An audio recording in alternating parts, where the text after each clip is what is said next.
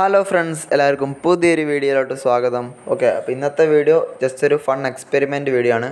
അതായത് നമ്മൾ വെർച്വൽ ബോക്സിലോട്ട് നമ്മളുടെ വിൻഡോസ് 11 ഒപ്റ്റിമൈസ്ഡ് OS ആയ ടൈനി 11 ഒന്ന് ഇൻസ്റ്റാൾ ചെയ്ത് നോക്കാൻ പോവാണ്. അപ്പോൾ നമ്മൾ ആദ്യം തന്നെ വെർച്വൽ ബോക്സ് ഒന്ന് സെർച്ച് ചെയ്യാണ്. എന്നിട്ട് വെർച്വൽ ബോക്സ് ഒന്ന് നമ്മളെ PC-ലോട്ട് ഡൗൺലോഡ് ചെയ്യേണ്ടത് എങ്ങനെയാണെന്ന് നിങ്ങൾക്ക് ജസ്റ്റ് ഒന്ന് കാണിച്ചു തരികയാണ്. ഇത് സംഭവം എന്താണെന്ന് വെച്ചാൽ നമുക്കൊരു സെക്കൻഡ് ഓപ്പറേറ്റിംഗ് സിസ്റ്റം റൺ ചെയ്യാൻ വേണ്ടിയുള്ളൊരു സംഭവമാണ് ഈ വെർച്വൽ ബോക്സ്. നമ്മൾ ഡൗൺലോഡ്സ് ക്ലിക്ക് ചെയ്യുന്നു. വിൻഡോസ് ഹോസ്റ്റ് ഇവിടെ കാണാം. ഞാൻ എന്തായാലും ഇവിടെ മാക്കും ലിനക്സോ കാണാം. നമ്മൾ വിൻഡോസ് ആണ് ഗൈസ്.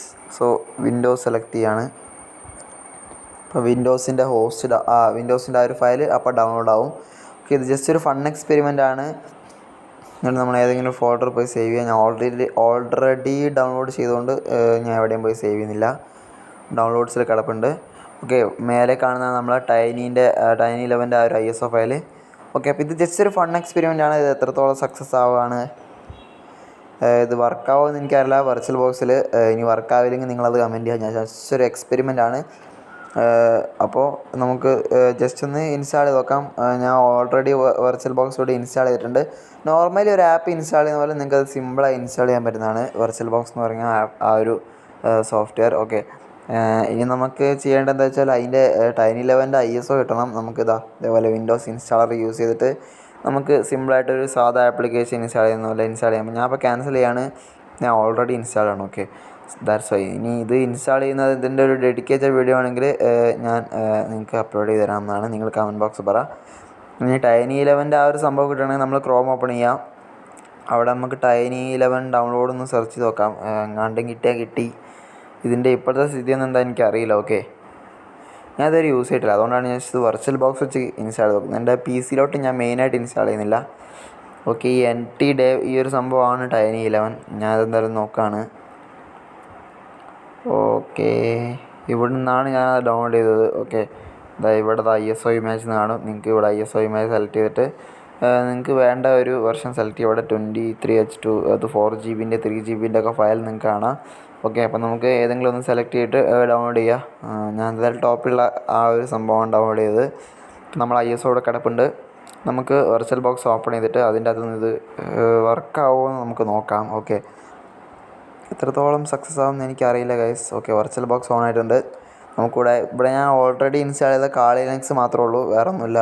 ഓക്കെ, അപ്പോൾ നമുക്ക് ഇനി ന്യൂ ക്ലിക്ക് ചെയ്തിട്ട് അതിൻ്റെ അകത്ത് ഒരു എന്താ പറയുക, നമ്മൾ ടൈനി 11 അങ്ങ് ഇൻസ്റ്റാൾ ചെയ്ത് നോക്കാം.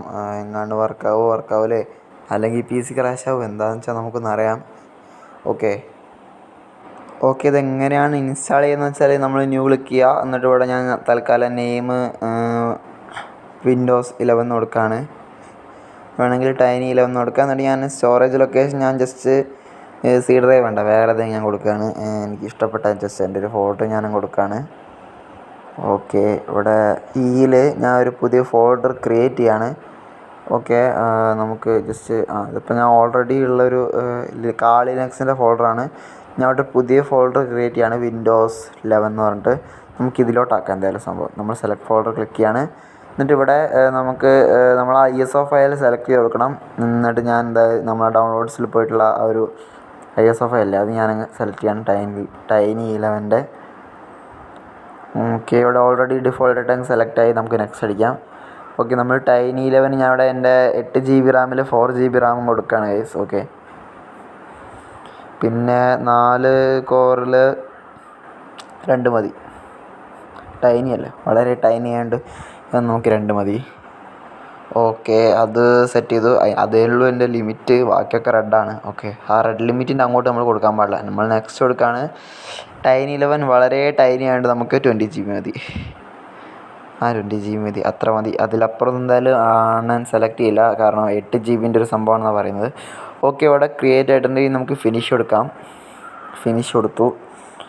ഇനി നമുക്ക് ഈ വിൻഡോസ് 11 ടൈനി 11 ഒന്ന് റൺ ചെയ്ത് നോക്കാം, എന്ത് സംഭവിക്കുമോ എന്നൊന്നും എനിക്കറിയില്ല ഗൈസ്. So let's run.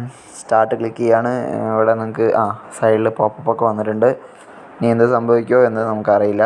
നമുക്ക് നോക്കാം എന്തായാലും എന്താണ് സംഭവിക്കുകയെന്ന്. ഓക്കെ, നിങ്ങൾക്ക് ജസ്റ്റ് ആ സ്ക്രീനിൽ ഞാൻ കാണിച്ചു തരാം. ഷോ ക്ലിക്ക് ചെയ്യട്ടെ. ഇവിടെ ഷോ നിൽക്കിയാൽ നിങ്ങൾക്ക് ആ സ്ക്രീൻ കാണാൻ പറ്റുന്നതാണ്.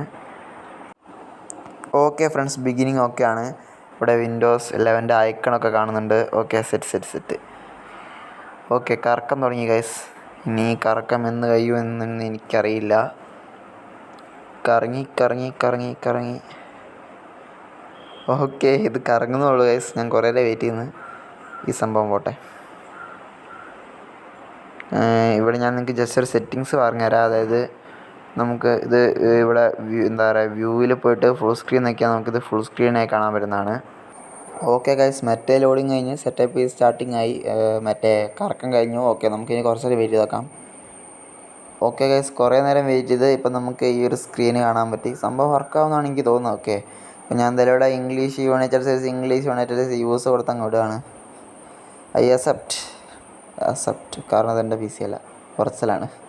ഓക്കെ, ഈ 20 GB അൺലൊക്കേറ്റഡ് സ്പേസ് നമ്മളങ്ങ് സെലക്ട് ചെയ്യാണ്. എന്നിട്ട് നെക്സ്റ്റ് കൊടുക്കുകയാണ്. വേറെ പ്രശ്നമൊന്നുമില്ല, 20 GB മതിയാവും തോന്നുന്നു.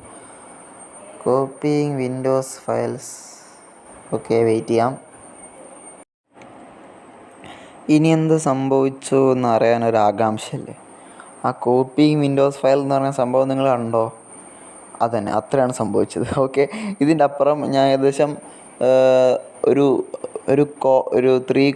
45 മിനിറ്റ്സിൻ്റെ മേലെ ഞാൻ വെയിറ്റ് ചെയ്തു. ഒരു അനക്കമല്ല കേസ്, അത് ഒരു കുലുക്കമല്ല രീതിയിൽ അവിടെ തന്നെ നിൽക്കുകയാണ്. സോ ഞാനത് നിർത്തി, ക്ലോസ് ചെയ്തു. കാരണം നോക്കിന്ന് എൻ്റെ സമയം കളയല്ലാണ്ട് വേറൊരു പ്രയോജനവുമില്ല ഗൈസ്.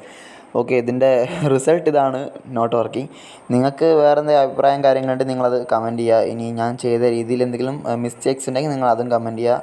ഓക്കെ, അപ്പോൾ നമുക്ക് ഇനി വല്ല മിസ്റ്റേക്ക് ഉണ്ടെങ്കിൽ നിങ്ങളത് കമൻറ്റ് ചെയ്യുക. എന്നിട്ട് നമുക്കത് ഒന്നും കൂടി വൃത്തിയിൽ നമുക്ക് വേറെ വീഡിയോ ചെയ്ത് നോക്കാൻ വരുന്നതാണ്. ഓക്കെ, അപ്പോൾ അത് എക്സ്പെരിമെൻറ്റ് ഈസ് ഇൻകംപ്ലീറ്റ്. അപ്പോൾ നമുക്ക് ഒന്നും കൂടി വേണമെങ്കിൽ വേറെ വീഡിയോ ചെയ്ത് നോക്കാൻ വരുന്നതാണ്. അപ്പം അതുവരേക്കും ഇതേപോലെ കൂടുതൽ എക്സ്പെരിമെൻറ്റ് വീഡിയോസും കമ്പ്യൂട്ടർ റിലേറ്റഡ് കണ്ടൻസിനൊക്കെ വേണ്ടിയിട്ട് എൻ്റെ ചാനൽ സബ്സ്ക്രൈബ് ചെയ്യുക, ലൈക്ക് ചെയ്യുക, ഷെയർ ചെയ്യുക. അപ്പോൾ അതുവരേക്കും ബൈ.